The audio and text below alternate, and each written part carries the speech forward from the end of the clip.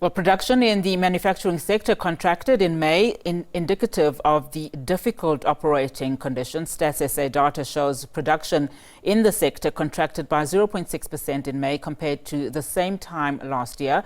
The negativity was mainly driven by production of metal products and machinery, as well as motor vehicles, parts and accessories. Compared to the previous month, production also contracted by 3.2%.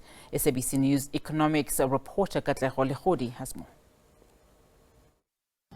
Well, that data from Statistics South Africa of a 0.6% decline in the manufacturing sector coming through at a time as those in the sector meet this on a roundtable here in Johannesburg. They're meeting really to look at ways to reinvigorate this particular industry, looking at issues of localization and just tapping into business development where this sector is concerned. So they're talking about just optimism, looking at the future and just the green shoots and some of those policy issues that will need to come through in ensuring that there's stability in the sector and growth going forward. I'm going to bring into the conversation now Amit, who will just give us a sense of why we find ourselves here, and really this coming through at a time as we see Statistics South Africa release the numbers this afternoon. Maybe let's start with really the essence of the issues of ensuring that there's reinvigoration of this particular sector, and also we'll speak to that 0.6% data released by Stats SA. Welcome to the SABC.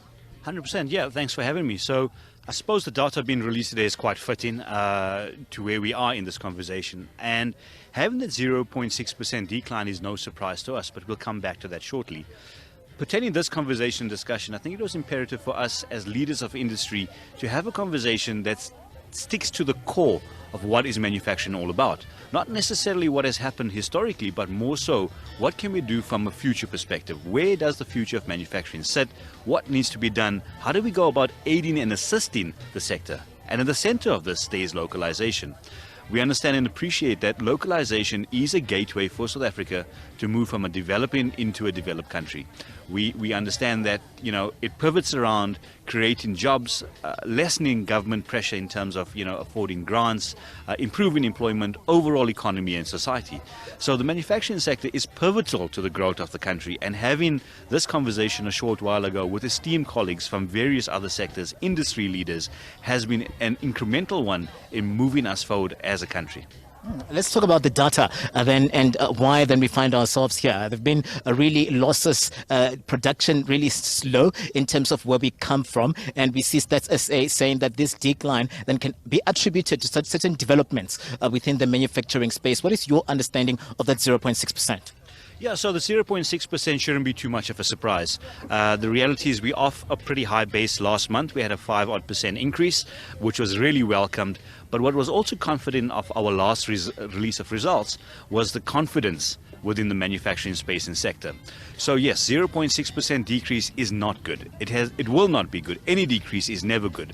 But one also has to take into account we are in an election year, which is extremely important and integral.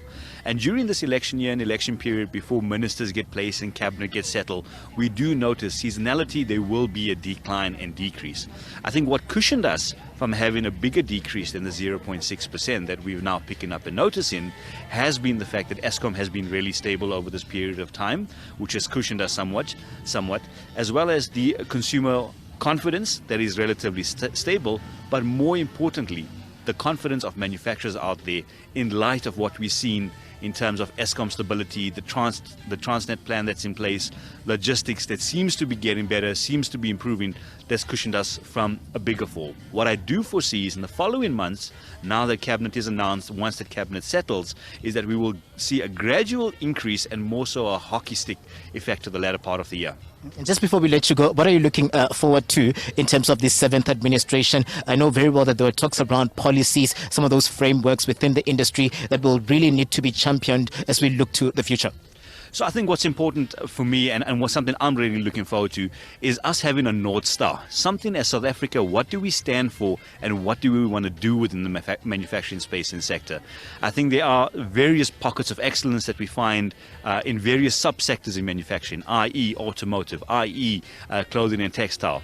Why don't we and why can't we replicate those successes throughout our sector as a whole. So I'm really looking forward towards a North Star, a collaborative effort between government as well as private sector, and us as banks serving as the conduit in making manufacturing a success again in South Africa. So, thank you very much for your time. Really appreciate it. A minute coming through there from Nedbank as the manager. This being looking at issues of manufacturing, and you hear them saying that there's optimism looking at the future as they look towards a positive trend going forward as we see the policies and political stability in the country looking towards the 7th administration. I'm Katla Rologodi for SABC News in Johannesburg.